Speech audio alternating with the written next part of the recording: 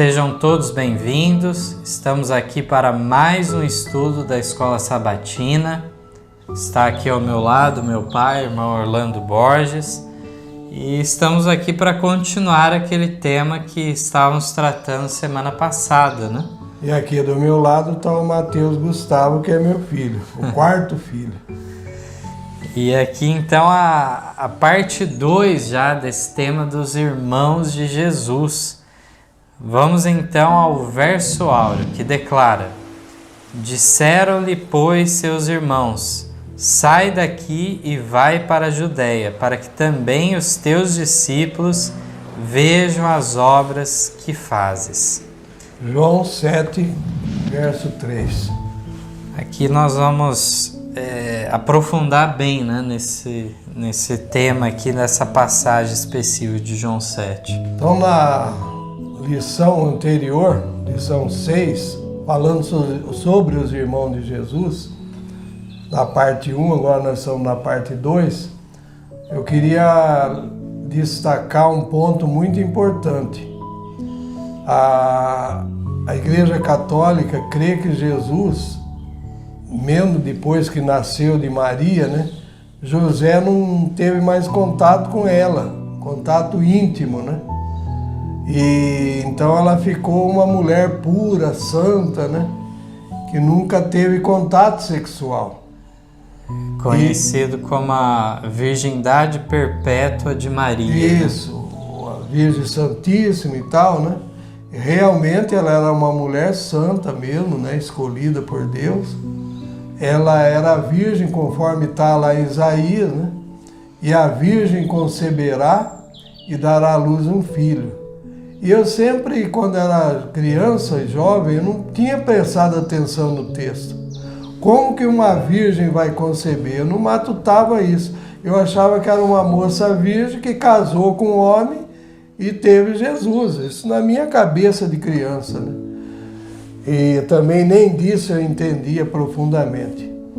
E agora a gente vai ler um texto antes de entrar na lição de uma vez. Mateus vai ler aqui que realmente ele não teve contato com ela enquanto Jesus estava sendo gerado. Mas o texto afirma que depois ele teve contato. Então nós vemos que foi necessário, né, José ter um sonho,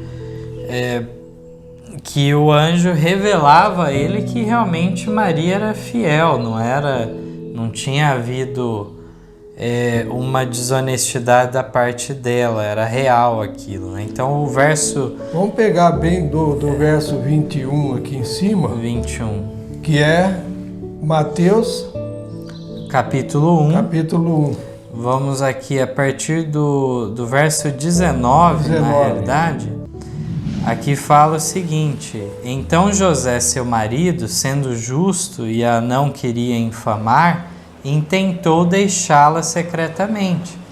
E pensando ele nisso, eis que em sonho lhe apareceu um anjo do Senhor, dizendo: José, filho de Davi, não temas receber a Maria, tua mulher, porque o que nela está gerado é do Espírito Santo. E dará à luz um filho, e chamarás o seu nome Jesus, porque ele salvará seu povo dos seus pecados. E tudo isso aconteceu para que se cumprisse o que foi dito da parte do Senhor pelo profeta, dizendo: Eis que a virgem conceberá e dará à luz um filho, e chamarão o seu nome Emanuel, que traduzido é Deus conosco. E José, despertando do sono, fez como o anjo do Senhor lhe ordenara, e recebeu a sua mulher, e não a conheceu, até que deu à luz seu filho, o primogênito, e pôs-lhe por nome Jesus. Então no verso 25 aí fala, não a conheceu. Até que deu à luz, quer dizer, até ele não conheceu ela na parte íntima, né? na relação sexual. Ele não conheceu até que ela desse à luz ao filho.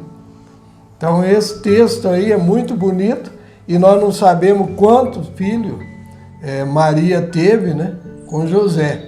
E aí também nós lemos na nota anterior da lição 6, né, que Jesus tinha irmãos que eram homens e mulheres, né, filhos e filhas. E aí dá a impressão que é tudo filho de José, né? E aí então de Maria e José mesmo a gente não tem notícia, não tem história, mas aqui o texto do verso 24 que fala que depois ele a conheceu, depois que nasceu o menino. Então, com a graça de Deus, vamos dar início a essas perguntas. A primeira diz assim: onde a oposição foi mais penosa para Jesus? Vamos ler agora o Desejar de Todas as Nações 325 e 326, que vai nos dar este relato. Então já foi lido o texto de João, que foi o verso áureo, né? E aí os irmãos dele querendo fazer o que com Jesus? Induzir ele a sair dali e ele ir para um outro lugar. Então no decorrer da lição nós vamos entender melhor. Então aqui a nota diz: que apoio teria Cristo encontrado em seus parentes terrestres, houvesse eles crido nele como enviado do céu e com ele cooperado na obra de Deus. Que apoio ele não teria, né? Sua incredulidade lançou uma sombra sobre a vida terrena de Jesus. Foi uma parte da amargura daquele cálice de aflição que esgotou por nós. A inimizade ateada no coração humano contra o Evangelho experimentou-a vivamente o Filho de Deus, e foi-lhe mais penosa no próprio lar, pois tinha o coração cheio de bondade e amor e apreciava a terna consideração nas relações de família. Seus irmãos desejavam que cedesse às ideias deles, quando esse proceder teria estado inteiramente em desarmonia com a sua divina missão. Achavam que ele necessitava de seus conselhos. Julgavam-no sob seu ponto de vista humano e pensavam que se falasse apenas coisas aceitáveis aos escribas e fariseus, evitaria a desagradável controvérsia que suas palavras suscitavam. Consideravam de sua parte uma exorbitância pretender divina autoridade e colocar-se perante os rabis como reprovador de seus pecados. Sabiam que os fariseus estavam buscando ocasião de o acusar e achavam que lhes dera suficiente ocasião. Com o limitado alcance, não podiam calcular a missão que viera cumprir e, portanto, não eram capazes de simpatizar com ele em suas provações. Suas palavras rudes, destituídas de apreço, mostravam que não tinham a verdadeira percepção de seu caráter e não discerniam que o divino se confundia com o humano. Viam-no frequentemente cheio de pesar, mas em vez de o confortar, seu espírito e palavra apenas lhe magoavam o coração. Sua natureza sensível era torturada. Mal entendidos os motivos que o impeliam, mal compreendida a sua obra. Quanta identificação que Jesus teve conosco, né? Até mesmo nesse aspecto dos problemas aí familiares. E na realidade os seus irmãos queriam domesticá-lo, né? De acordo com a forma que eles achavam correta de ser dada a pregação. Você tem que amenizar o discurso aqui, que aí você vai conseguir angariar maior apoio e assim por diante. Eles se julgavam mais sábios, né, que Jesus. Essa é a realidade. Aqui então vamos para a segunda pergunta então. Que filosofia seus irmãos apresentavam? Em que lar Nosso Senhor encontrava paz e repouso? Temos agora o texto de Colossenses 2, os versos 6 a 8. Como, pois, recebeste o Senhor Jesus Cristo, assim também andai nele, enraizados e edificados nele, confirmados na fé, assim como fostes ensinados, nela abundando em ações de graças. Tende cuidado para que ninguém vos faça presa sua por meio de filosofias e vãs sutilezas, segundo a tradição dos homens, segundo os rudimentos do mundo, e não segundo Cristo. Muito importante esse texto e coaduna justamente com a nota o que vem nos falando a continuação da história. Diz assim: seus irmãos apresentavam muitas vezes a filosofia dos fariseus, batida e mofada pelo tempo, e ousavam pensar que podiam ensinar àquele que compreendia toda a verdade e entendia todos os mistérios. Condenavam francamente o que não podiam compreender. Suas censuras eram-lhe vivas provações, e sua alma consumia-se e enchia-se de aflição. Professavam fé em Deus e o julgavam estar reivindicando quando o tinham ao próprio lado em carne e não o conheciam. Essas coisas tornaram espinhosa a vereda que Jesus devia trilhar. Tão penosos lhe eram os maus entendidos no próprio lar, que experimentou alívio em ir para onde os mesmos não existiam. Um lar havia que ele gostava de visitar, o de Lázaro, Maria e Marta, pois na atmosfera de fé e amor seu espírito tinha repouso. Ninguém, entretanto, havia no mundo capaz de compreender-lhe a divina missão, ou saber a responsabilidade que sobre ele pesava pelo bem da humanidade. Muitas vezes só podia encontrar conforto em isolar-se e comungar com seu Pai Celeste. Então foi respondida a primeira parte da pergunta que filosofia os irmãos de Jesus apresentavam, era a filosofia dos fariseus, e o lar que ele mais gostava de ir justamente era a casa de Lázaro, né? Maria e Marta. Ali ele encontrava repouso porque ele não tinha ali censura, né? E aí então disse que eles eram as pessoas de fé, né? Ali era uma atmosfera de fé e amor. E aí então ele encontrava repouso naquele lugar. Essa família, até a gente não tem muitas informações se eles tinham os pais vivos, né? Eram 3 irmãos aí. E inclusive Jesus que tinha trazido a libertação para Maria, que no caso é Maria Madalena, aqui, que inclusive tinham demônios que Jesus expulsou e tudo mais, né? Então nós vemos que Jesus ajudou no restabelecimento também daquele lar, nessa condição boa, né? E era em Betânia, né? Que era próximo de Jerusalém. Lázaro que morre, depois é ressuscitado, né? E as irmãs então estavam em dúvida quanto à ressurreição, né? Achei importante também que Jesus era tão amigo, tão íntimo da casa, que ele tinha liberdade de falar as coisas, né? Foi quando Marta veio reclamar que Maria só ficava ali, ouvindo ele falar e não ajudava nas tarefas da casa, né? Aí Jesus falou para Marta, repreende ela, né? Falando, olha, Maria escolheu a melhor parte. A limpeza da casa tem tempo, né? Então, por isso que às vezes a gente brinca com as mulheres, né, da nossa igreja, do movimento, que às vezes estão muito preocupadas com a limpeza, né?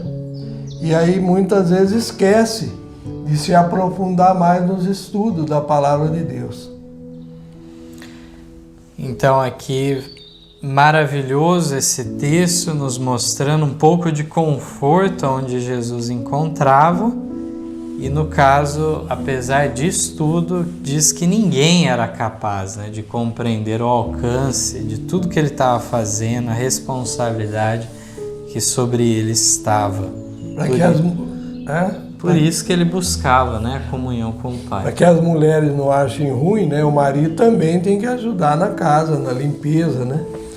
Mas tem que reservar um bom tempo, né? O irmão White fala: quem dera que cada um de nós despendêssemos pelo menos 1 hora no dia para estudar sobre a vida de Jesus na Terra. Vamos adiante à terceira pergunta. Que conforto é dado a todo aquele que sofre por amor de Cristo? Então aqui nós não temos o texto da Bíblia, mas nós vamos ler então o texto do Desejado de Todas as Nações 327. Diz assim: os que são chamados a sofrer por amor de Cristo, que têm de suportar injustos conceitos e desconfiança, mesmo no próprio seio da família, podem encontrar conforto no pensamento de haver Jesus sofrido mesmo. Ele é tocado de compaixão por eles. Convida-os a serem seus companheiros e a buscar alívio onde ele próprio o encontrava, na comunhão com o Pai. Os que aceitam a Cristo como seu Salvador pessoal não são deixados órfãos, suportando sozinhos as provações da vida. Eles os recebem como membros da família celeste. Pede-lhes que chamem Pai a seu próprio Pai. São seus pequeninos, caros ao coração de Deus.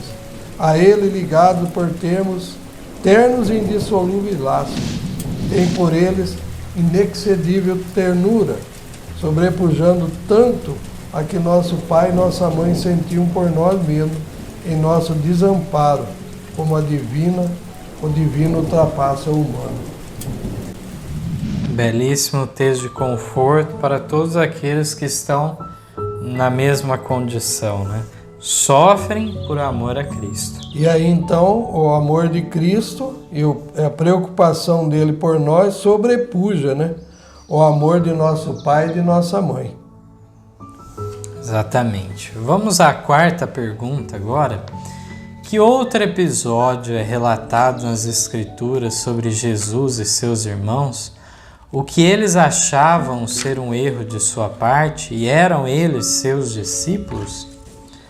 Vamos ler agora no Evangelho de João, no capítulo 7, os versos 1 a 5. E depois disso, Jesus andava pela Galiléia e já não queria andar pela Judéia, pois os judeus procuravam matá-lo. E estava próxima a festa dos judeus, a dos tabernáculos. Disseram-lhe, pois, seus irmãos: sai daqui e vai para a Judéia, para que também os teus discípulos vejam as obras que fazes. Porque não há ninguém que procure ser conhecido que faça alguma coisa em oculto. Se faz essas coisas, manifesta-te ao mundo, porque nem mesmo seus irmãos criam nele.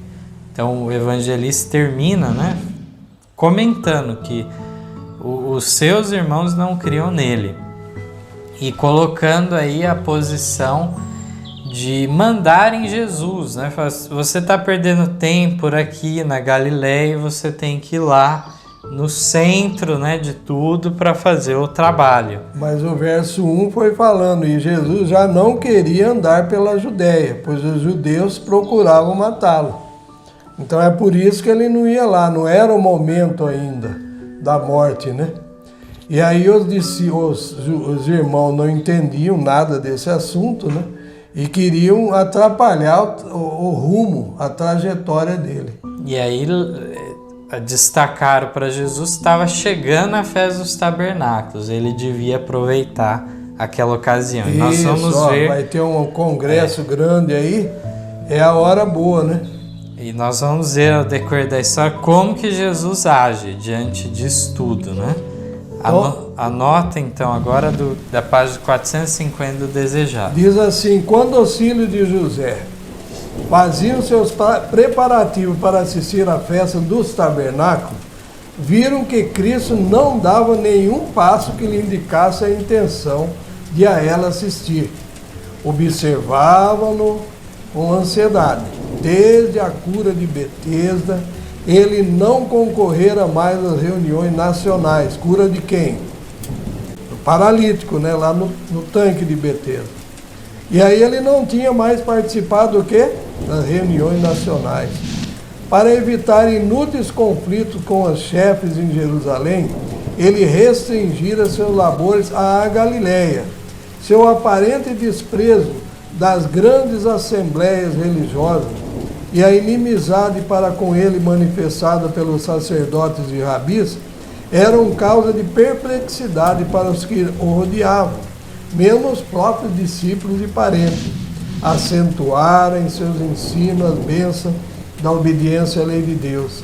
E, não obstante, parecia ele próprio ser indiferente ao serviço divinamente estabelecido. O misturar-se com publicanos e outros de má reputação, seu menosprezo pelas observâncias dos rabis e a liberdade com que punha de lado as exigências tradicionais quanto ao sábado, tudo parecendo colocá-lo em antagonismo com as autoridades religiosas, despertava então muita indagação. Seus irmãos pensavam ser um erro de sua parte alienar de si os grandes e doutos da nação. Achavam que esses homens deviam ter razão e que era erro de Jesus colocar-se em oposição aos mesmos.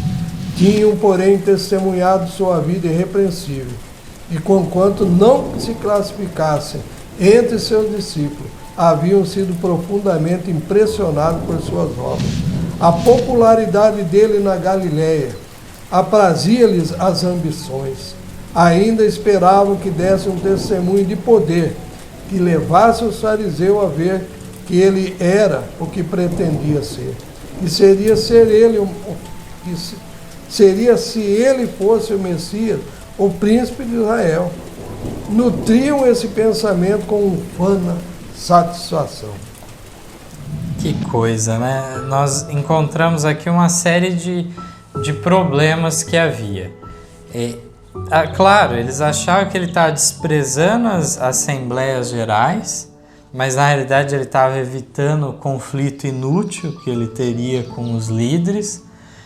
E aqui ainda fala do fato de, em vários pontos, por exemplo, a própria observância do sábado.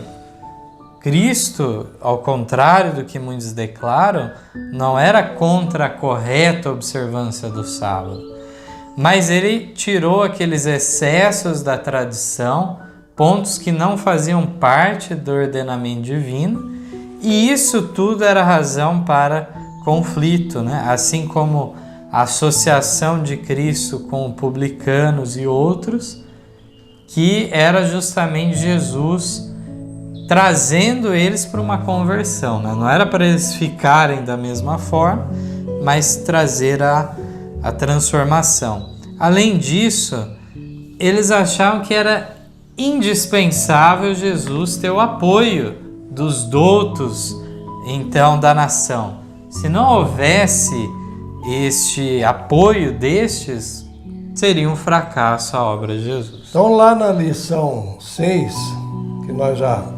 estudamos anteriormente, eu consigo entender melhor agora por que ele era mal entendido. Lá na nota da terceira da lição 6, vinha falando que seus hábitos de contemplar as obras de Deus e buscar aliviar o sofrimento dos homens ou dos mudos animais não era entendido. Então, como é que ele ia aliviar o sofrimento dos homens? Aqui, então, na nota, nós acabamos de ler que ele entrava em contato com os publicanos e outros de má reputação, como o Mateus explicou agora, né? Não para eles continuarem no mal, né? Mas para recuperá-los, né? E isso daí não estava na tradição e na ideia religiosa dos fariseus, e os irmãos de Jesus ficavam assim acabrunhados com a atitude dele, né? Aí, então, para que ele ia se reunir com o publicano, com aquele de má reputação? Para aliviar a carga dele. Que carga? Dos pecados. Porque certamente eles sabiam que estavam em erro, não estavam em paz com Deus. Estavam em desespero, né? Estavam em desespero de alma, e Jesus então se aproximava dele. Assim como ele cuidava dos mudos animais, né? Que eram muitas vezes abandonados, né? Ou muito espancados, como nós vemos hoje, né? As crianças, os pais que muitas vezes não têm juízo, né? vai lá, compra um animal de estimação e depois esse animal cresce, fica velho, fica doente e muitas vezes depois não olha as consequências, né? Que teria que gastar mais dinheiro, gasta dinheiro com comida, tudo, né? E aí então abandona o animal, né? Lança fora. Eu já contei num outro culto que onde eu moro é uma área rural e ali então a gente viu muitos animais abandonados, né? Chegou um dia que o animal foi jogado fora do carro e o carro avançou, foi embora em grande velocidade e o animal saiu correndo atrás. Era um cachorro, né?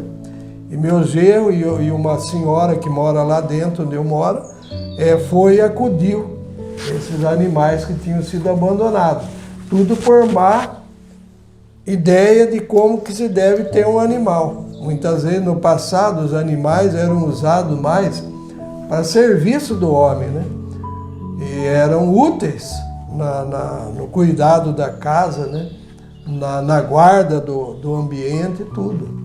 Então, muitas vezes, conforme nós estudamos na lição agora há pouco, esses dias atrás, né?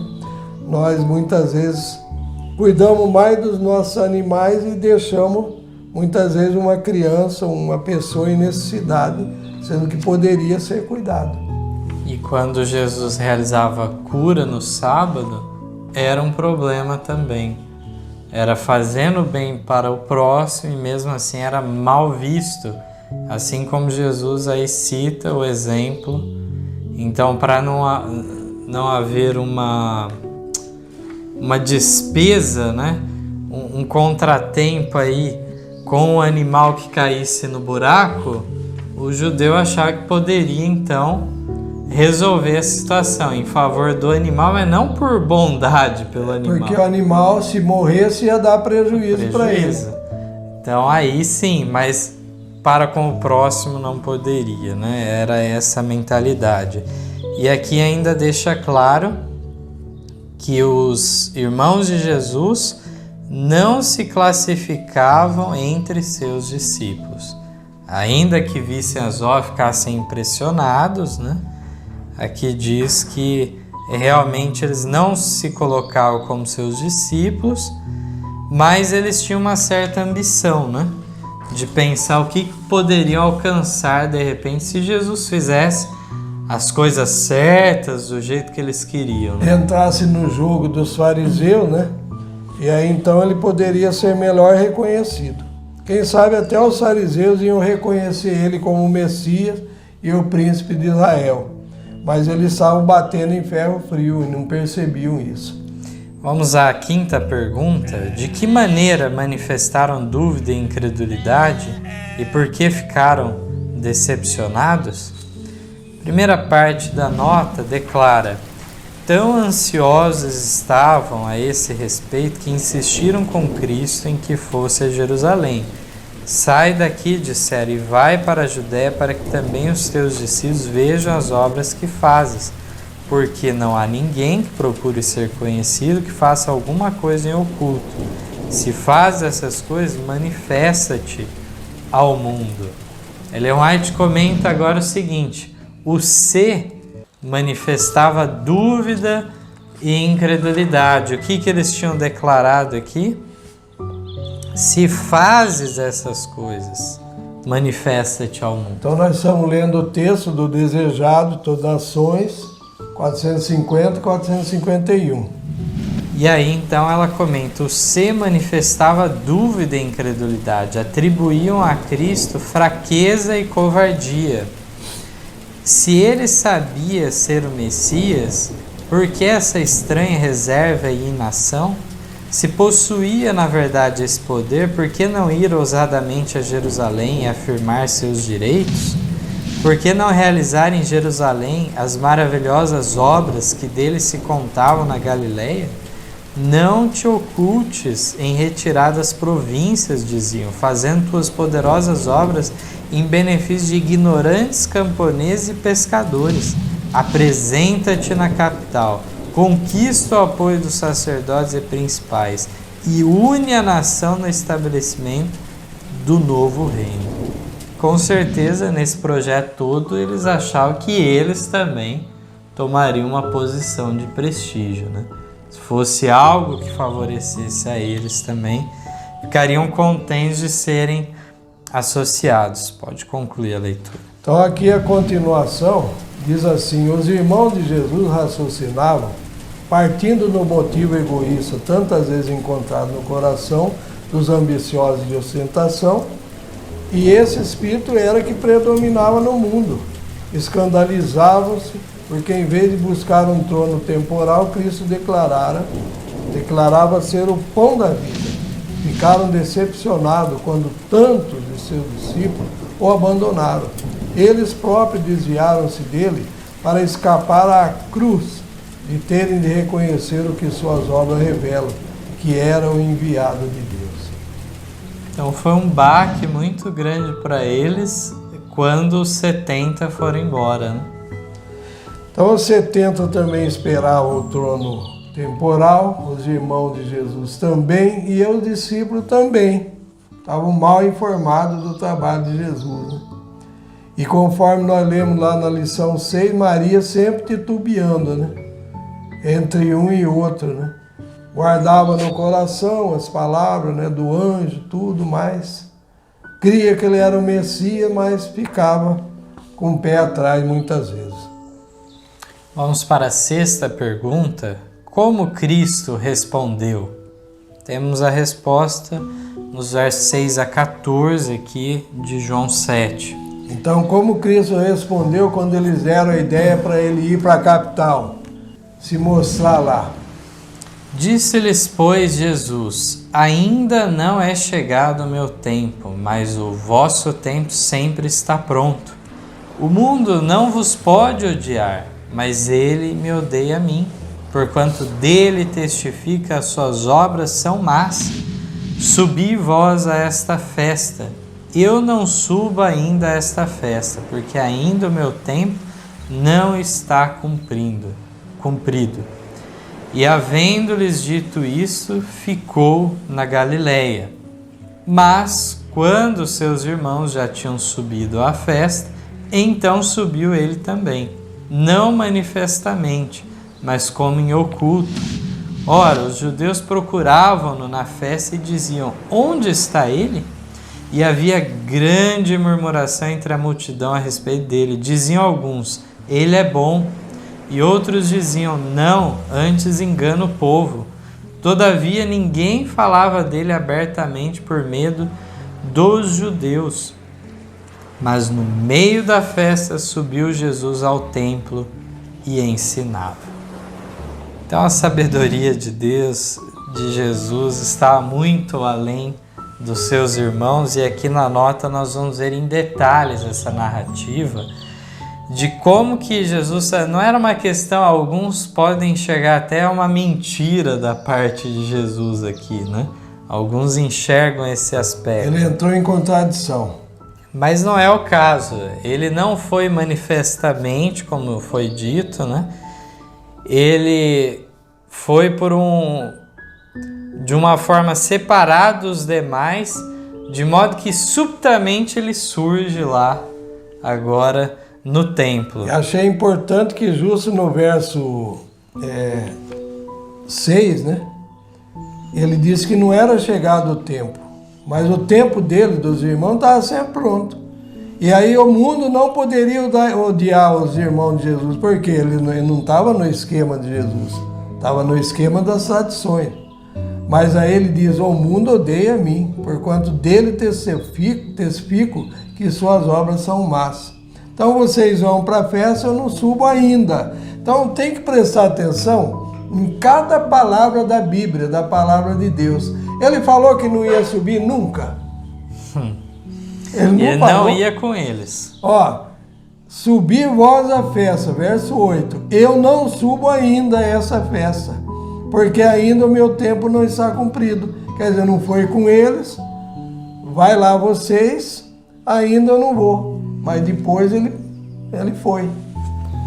Então o tempo que não era chegado ainda, ele foi de uma maneira agora de que jeito? Como é que fala a Bíblia aí? uma maneira como em oculto, oculta, né? Não manifestadamente.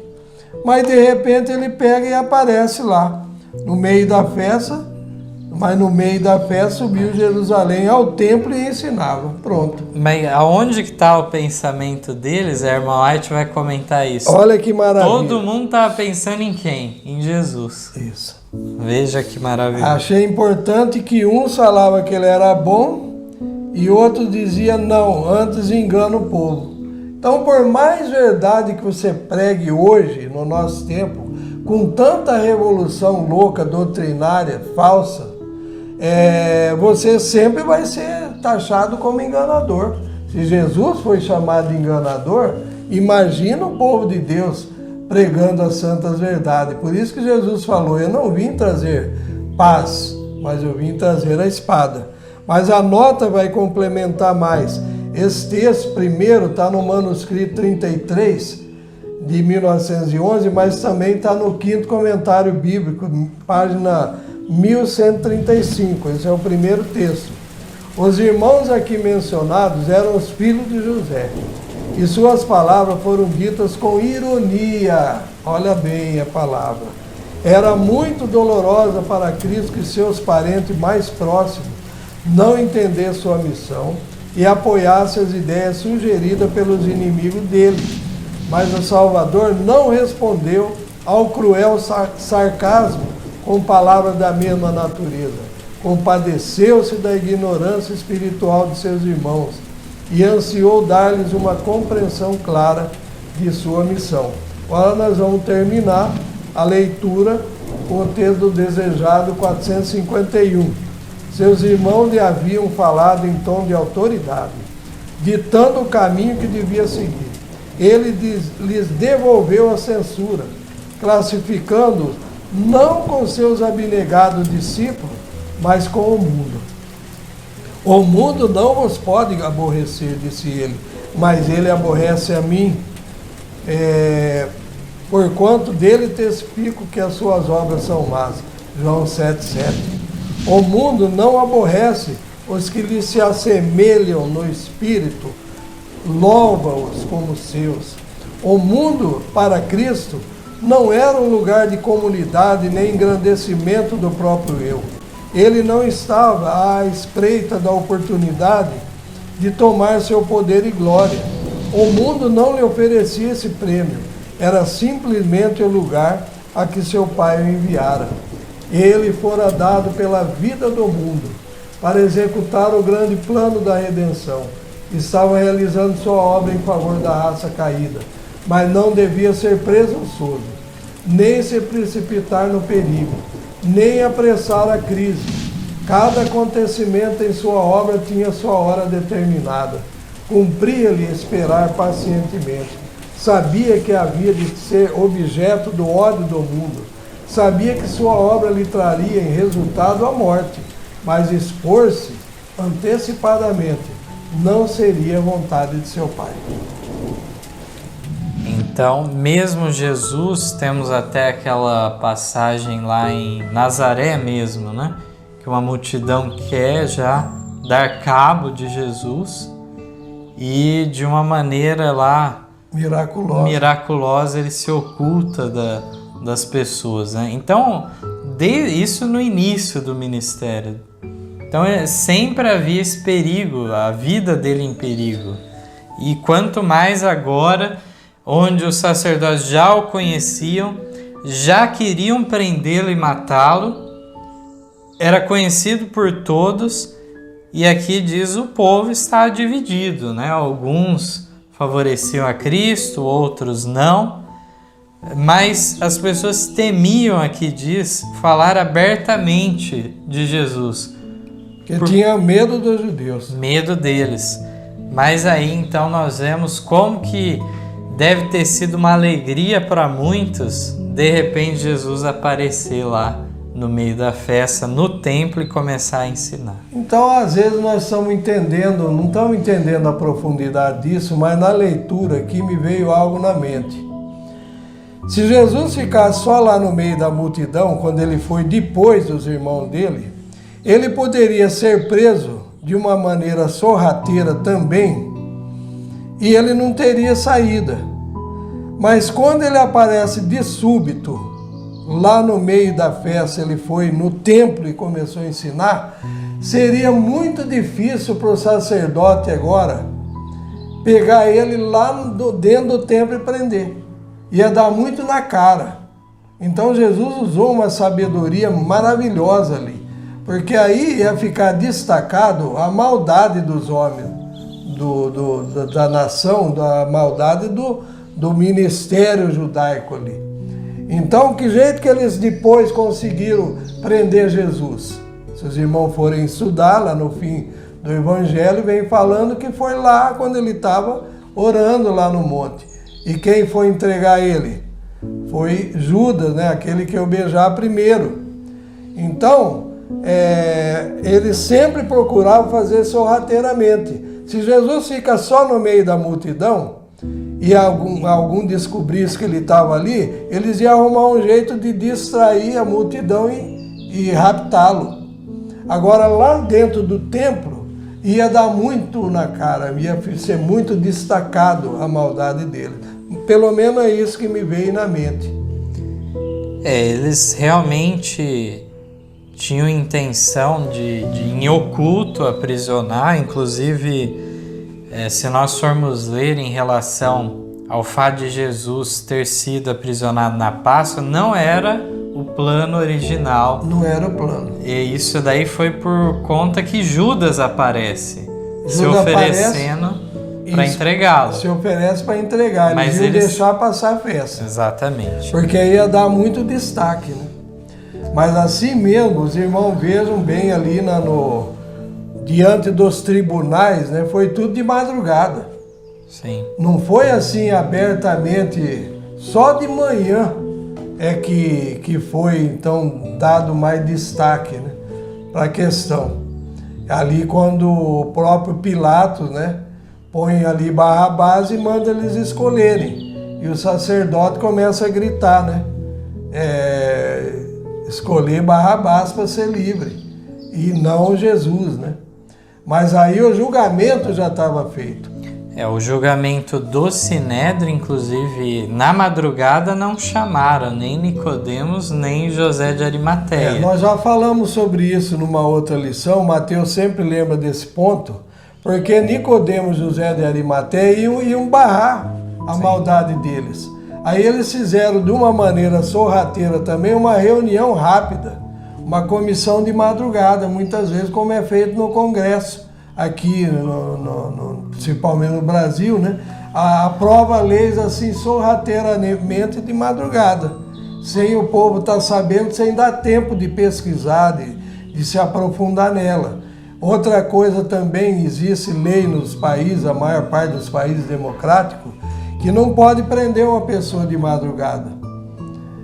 Tem que esperar 6 horas da manhã, a não ser que seja em flagrante. Flagrante delito é outra coisa. Mas quando é uma investigação para ser preso, não pode prender antes das 6 da manhã. A polícia então fica ali 6 horas, a hora que dá 6 horas entra na casa, ou invade, estoura a porta e assim por diante. E no caso do Sinédrio, eles não tinham autoridade para fazer o julgamento de madrugada. Era ilegal tudo aquilo que eles estavam fazendo, né? Então, por causa desse julgamento pérfido, maligno que fizeram contra Jesus, as autoridades do mundo hoje entendem que não pode praticar o mal, seja lá o tipo da pessoa que for. Tem que respeitar, então, a hora certa, né, para uma prisão. Bom, agora vamos para a 7ª e última pergunta, que tem uma série de questionamentos aqui que vai nos dar uma grata surpresa sobre o final dessa história, né? Isso. Um tanto dramática que Jesus passou com seus irmãos, mas aqui muito importante, diz assim: temos evidências bíblicas de que mais tarde, pelo menos um dos seus irmãos reconheceu que ele era o Cristo e que tenha se tornado bem destacado na igreja primitiva? Nós vamos ver com os textos que temos sim evidências nesse sentido. É possível que outros irmãos tenham aceitado também? Vamos ver um outro texto que nos sugere isso. Qual Tiago foi morto a mando de Herodes? Nós vamos ver aqui o caso de 2 Tiagos, um deles que era irmão de Jesus. Então eu queria pedir para os ouvintes, né, tivesse paciência, porque nós vamos ler muitos textos, como o Mateus falou, da Bíblia. Para comprovar esses pontos. Para comprovar isso. Então os irmãos e amigos, acompanhem com atenção, porque são nesses textos aqui que vai nos esclarecer melhor as perguntas que foram feitas. Temos evidência que pelo menos um dos seus irmãos aceitou, e é possível que outros irmãos tenham aceitado também. E qual Tiago foi morto a mando de Herodes? Vamos ver aqui o primeiro texto em Marcos, capítulo 6, verso 3. O comentário, né, das pessoas certa vez foi assim: não é este o carpinteiro, filho de Maria, irmão de Tiago e de José e de Judas e de Simão? E não estão aqui convosco suas irmãs? E escandalizavam-se nele. Então é bem significativo esse texto que cita os nomes também, né? Tiago, José, Judas e Simão. E ainda as irmãs. E ainda tinha irmãs aqui. Que nós já lemos na nota lá atrás. Então não é invenção da irmã White, né?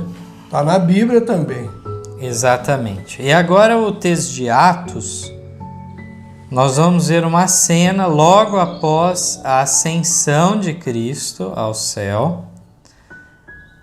Aqui em Atos capítulo 1, versos 13 e 14.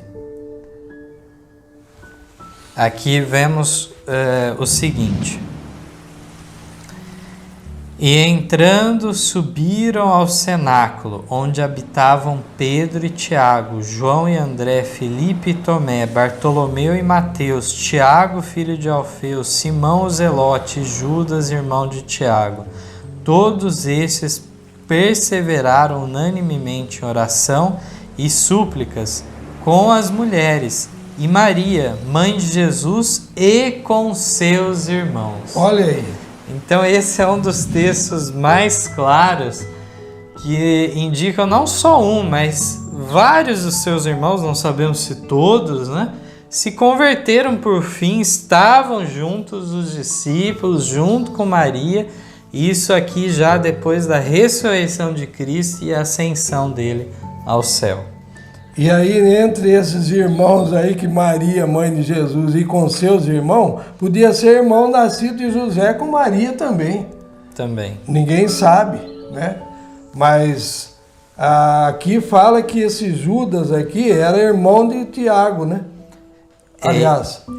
Esse é um outro ponto, uma possibilidade de um Judas aí. Quem seria esse outro? Temos o Judas Iscariotes. Isso. E temos também... o Judas Tadeu, né? Que dá a entender, né? O irmão de Tiago. E que Tiago seria esse? Fica uma certa abertura até para ser um dos irmãos de Jesus. Isso. Mas vamos prosseguir nas evidências aqui, que vamos tratar melhor essa questão dos Tiagos aí que são revelados, né? Então, mais uma vez, em Atos 1, é declarado aqui que estavam todos perseverando em oração e súplicas, tanto os discípulos, tanto mulheres que eram seguidoras de Cristo e Maria, mãe de Jesus, com seus irmãos. Vamos agora no capítulo 12 de Atos, verso 1 e 2. E por aquele mesmo tempo o rei Herodes estendeu as mãos sobre alguns da igreja para os maltratar e matou a espada Tiago, irmão de João. Então esse Tiago que morre rapidamente na história aí, ele não é o Tiago, irmão de Jesus, mas é o irmão de João, aqueles irmãos Boanerges, né? Filhos do trovão. Então esse é um dos primeiros mártires aí, né, que morre à espada a mando de Herodes. E aí a Bíblia vai continuar falando de um outro Tiago agora. Exatamente. No capítulo 15, temos uma reunião muito importante da igreja, né, um concílio geral. E aqui No Atos 15, o verso 12, diz assim: tendo tido Paulo e Barnabé... 2, isso. 15, 2.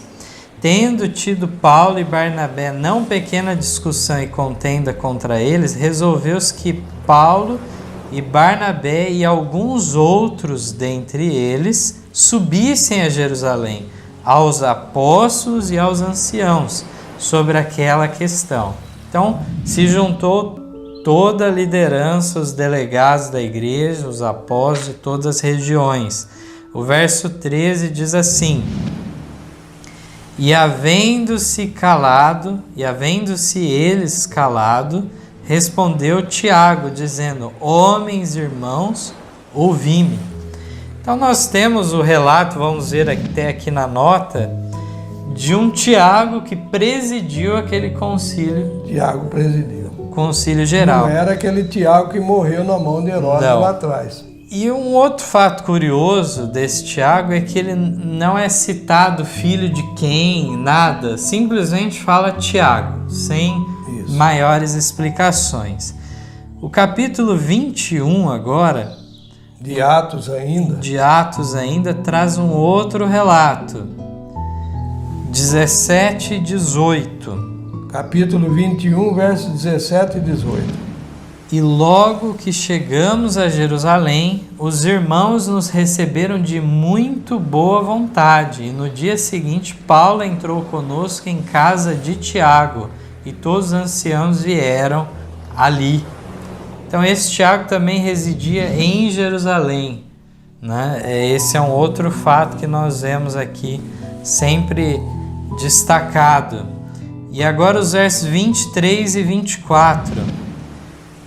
Faze, pois, isso que te dizemos. Temos 4 homens que fizeram voto. Toma estes contigo e santifica-te com eles, e faze por eles os gastos para que rapem a cabeça, e todos ficarão sabendo que nada há daquilo de que foram informados acerca de ti, mas que também tu mesmo andas guardando a lei. Então aqui nesse encontro de Paulo, eles acabam forçando Paulo a essa atitude, né? E Tiago era um daqueles que mais puxavam para a tradição judaica. Lei cerimonial. Nós vemos então, esse o problema fato. Ali era a questão de circuncisão, e também teria que fazer o que ainda? Santificar, rapar a cabeça, né? E aí falar assim, ó, com isso a gente vai falar que nós estamos guardando a lei, mas não era a lei dos 10 mandamentos. Ela é a lei das ordenanças, de ordenanças, sacrifícios e oferta, e aí induziram Paulo a fazer isso. E nós vamos, fugindo um pouco do tema, né? Nós vamos ver que é isso daí que trouxe problema para Paulo.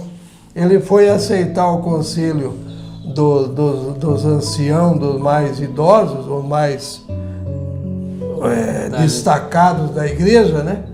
E agora se deu mal. Ele entrou no esquema da lei cerimonial. E agora, então, por causa disso, eles inventaram que Paulo tinha entrado com um gentil, né? Lá dentro do templo, e não podia entrar e tal, e vai longe a história. Exatamente. 1 Coríntios agora, capítulo 9, versos 2 a 6, dizem assim: se eu não sou apóstolo para os outros, ao menos o sou para vós, porque vós sois o selo do meu apostolado no Senhor. Esta é minha defesa para com os que me condenam. Não temos nós direito de comer e beber? Não temos nós direito de levar conosco uma esposa crente, como também os demais apóstolos e os irmãos do Senhor e Cefas? Ou só eu e Barnabé não temos direito de deixar de trabalhar? Então aqui nessa atitude de Paulo, falando dos coríntios aí, criando atritos, né, como em várias questões nós vemos nas cartas, ele chama atenção ao fato até do costume dos apóstolos muitas vezes irem nas viagens com a esposa crente. E aqui é citado então os irmãos do Senhor. Aí também tinha um outro caso, né? Que uns viviam, trabalhavam no trabalho missionário e viviam dos dízimos e das ofertas da igreja, né? E aí Paulo não, Paulo resolveu trabalhar por conta própria, fabricando tenda. E eles começaram a condenar Paulo também por causa disso. Quer dizer, de um jeito ou de outro estava ruim.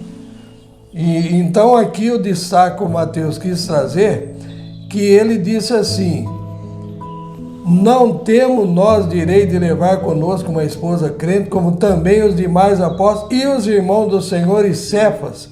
Uma parte de algumas pessoas não sabe que Cefas era Pedro. Então estamos afirmando aqui que Pedro em grego, né, seria chamado de Cefas. E aí nós encontramos aqui mais um relato, uma evidência adicional no sentido de mais de um irmão também que pertencia à igreja primitiva, né, aqui colocado no plural. Vamos agora ao próximo texto. Até tem mais texto aí, até o 9, né? De Coríntios, né? Aqui continua um pouco mais a história, né?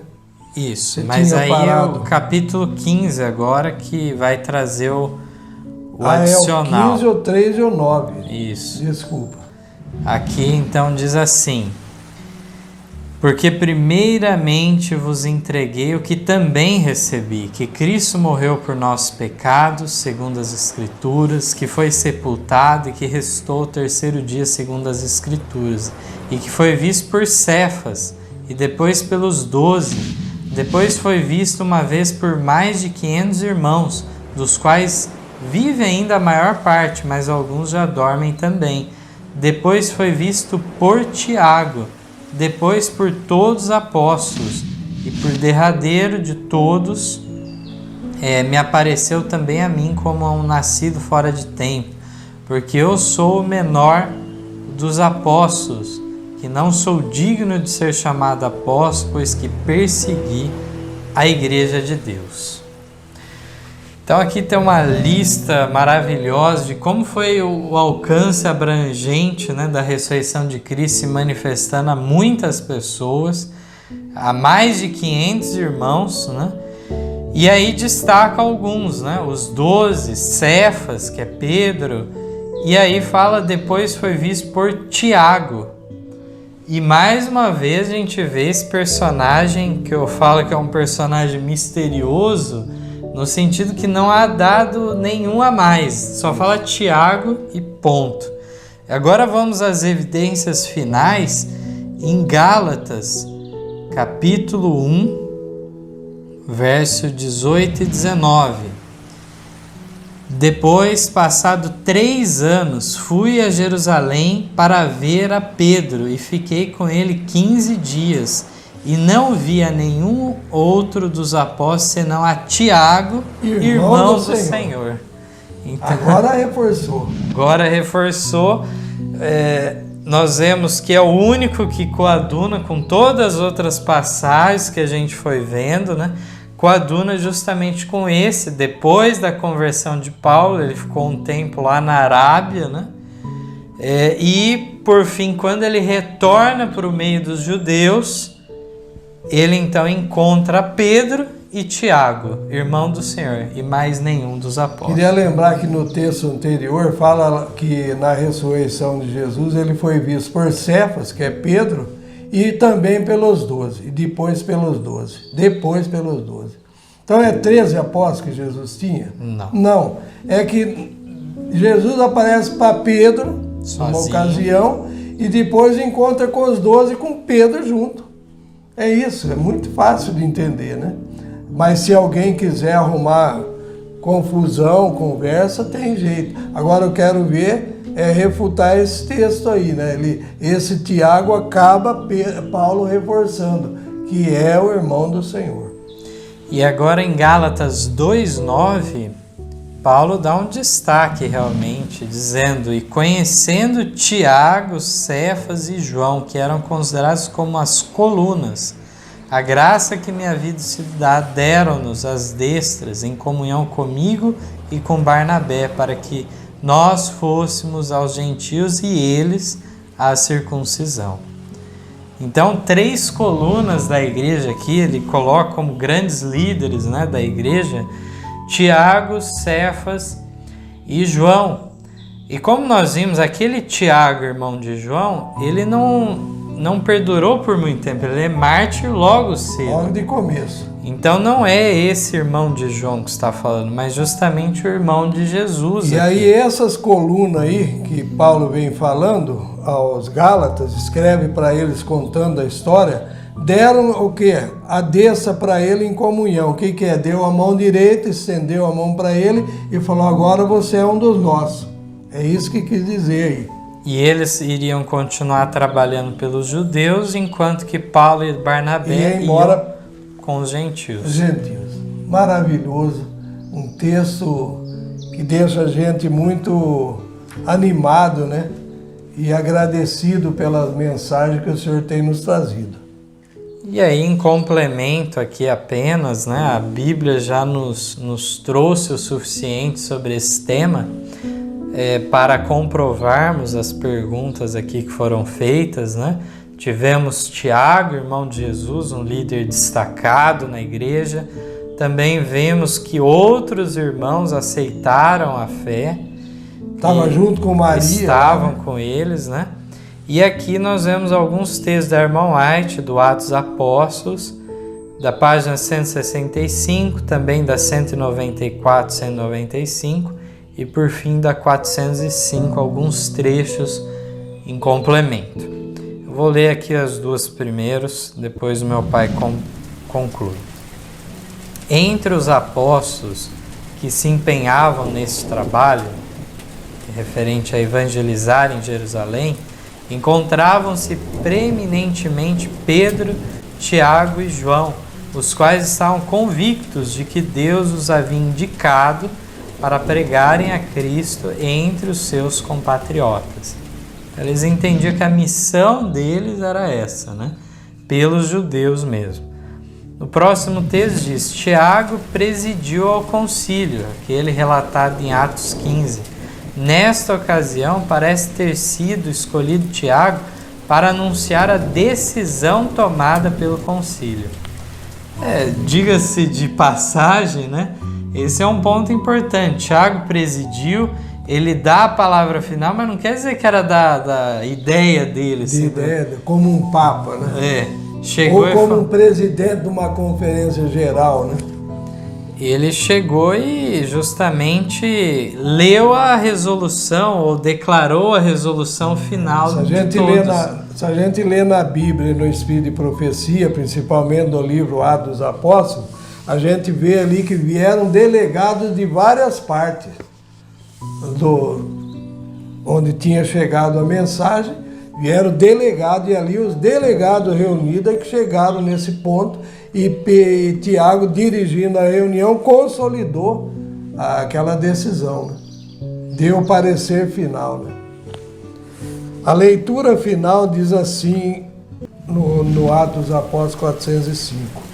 Quando pensamos no grande desejo de Paulo em harmonizar-se com seus irmãos, sua bondade para com os fracos na fé, sua reverência pelos apóstolos que haviam estado com Cristo, e por Tiago, irmão do Senhor, e seu propósito de tornar-se tanto quanto possível, tudo para com todos, sem sacrificar princípios.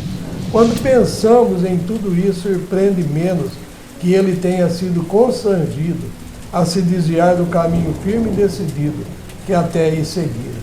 Mas em vez de alcançar o objetivo desejado, seus esforços pela conciliação apenas precipitaram a crise, apressaram os sofrimentos que lhe estavam preditos e resultaram em separá-lo de seus irmãos, privando a igreja de uma de suas mais fortes colunas e levando a tristeza aos corações cristãos em toda parte. Então nós lembramos que Paulo, quando foi sair de viagem, veio um profeta e se amarrou ali, né, com cinto, e profetizou ali, assim vai ser esse homem ser preso em Jerusalém, amarrado e processado também, né? E aí diz que os irmãos choraram grandemente, né, para que Paulo não fosse. E nós lemos ali que para esse concílio, Paulo chega primeiro na casa de quem? De Tiago. Toda a leitura que nós fizemos, né? E depois que começa o concílio. Mas nesse meio tempo, para resolver o problema com o trabalho que estava sendo feito com os judeus, que eram ainda grudados no assunto da circuncisão, que era uma lei cerimonial, ele cede ao conselho dos irmãos mais velhos da igreja. E isso aqui, a irmã White fala que precipitou a crise. Queria ainda aproveitar, teve vários textos que lemos, e ainda teria um outro que não entrou aqui. Meu pai vai lembrar bem da passagem quando Pedro está no meio dos gentios e quando vem alguns da parte de Tiago, diz, judeus, e aí quando eles chegam, Pedro muda de atitude com os gentios, né? Então Pedro já tinha entendido que a circuncisão era da lei cerimonial, que não tinha mais validade aquilo com a morte de Cristo, né? Mas aí ele sabia que o Tiago, irmão do Senhor, ainda era grudado em algumas tradições, né? E ele estava pregando ali contra a lei cerimonial, mas quando ele vê Tiago chegando, ele muda de posição. Nem foi Tiago em pessoa, mas fala daqueles que vieram da parte de Tiago. Da parte que já sabia que era embaixadores da mesma ideia de Tiago, né? Foi bom você reforçar isso. Aí o que ele fez? Virou, como diz hoje em dia, virou a casaca, né? E aí nós sabemos que Paulo agora chama Pedro abertamente, publicamente, né? Chama Pedro a atenção, né? E quis dizer para ele assim, você é um homem de duas caras, ou em outras palavras. É que ficou patente para os gentios. Os gentios perceberam a mudança de atitude de Pedro, a duplicidade, ele à vontade, né? Numa irmandade com os irmãos, de repente se afastou. Comendo e bebendo com os gentios, não exigiu deles a circuncisão, né? Agora vem os da parte de Tiago e ele faz outra jogada. E aí o final da história, sabe qual foi, caros ouvintes? Que Pedro baixou a orelha, vamos dizer assim, né? Se humilhou. Se humilhou ali para Paulo, que tinha vindo depois, né? Ele mesmo declarou ali aos Gálatas, eu vim fora de tempo. Jesus apareceu depois para mim, mas eu sou o menor dos apóstolos. Aí Pedro agora aceita a repreensão, né? Isso foi maravilhoso. E sabe o que termina dizendo o Espírito de profecia? Que se Pedro não tivesse humilhado, tinha havido uma divisão na igreja. Então, por falta de humilhação, de deixar o eu do lado, muitos estão acabando com a mensagem verdadeira do nosso tempo, né? E aí vão surgindo esses monte de grupelhos, de ministérios independentes, cada um puxando a brasa para a sua fogueira, né, para o seu próprio intuito. E isso daí eu chamo, sabe do quê? De vaidade. Né? Então, que Deus tenha misericórdia desses grupelhos, desses ministérios independentes. Não que volte para uma igreja caída, né? Para a igreja que nós já fomos excluídos, né? Mas que avance do lado da verdade. Se vocês acham que nós não temos a verdade, mostre no que nós não temos a verdade. Venham e nos digam, né? Não com falsidade, não com conversa fora do tom, né? Ou com maldade, ou com intuitos subterrâneos, né? Mas leiam a palavra de Deus e mostre para nós. Se nós tivermos errado e mostrar uma nova luz para nós, nós queremos seguir essa nova luz, queremos estar do lado dela. Nós não somos estaca fincada. O que nós não podemos ser é nariz empinado, cheio de orgulho e buscando o próprio interesse. Terminamos aqui o estudo, agradecemos pela companhia até aqui. Espero que tenha sido uma mensagem a tempo, uma mensagem que traz mais detalhes aí da história bíblica, né? e vamos prosseguir nesses estudos com a graça de Deus e que possamos a cada dia mais estar com esse espírito, como meu pai falou, sempre pronto a aceitar uma nova luz se ela vier. E a nova luz, ela não vem em contradição com o que já está posto, mas sim para o quê? Para abrir mais ainda a nossa mente. Maravilhoso isso. Deus seja louvado. Amém. Amém. Deus abençoe a todos. Em nosso site vocês encontrarão estudos, notícias, dicas de saúde, além de todas as nossas lições. Participem conosco através da nossa página no Facebook e assistam todas as nossas lições através do YouTube.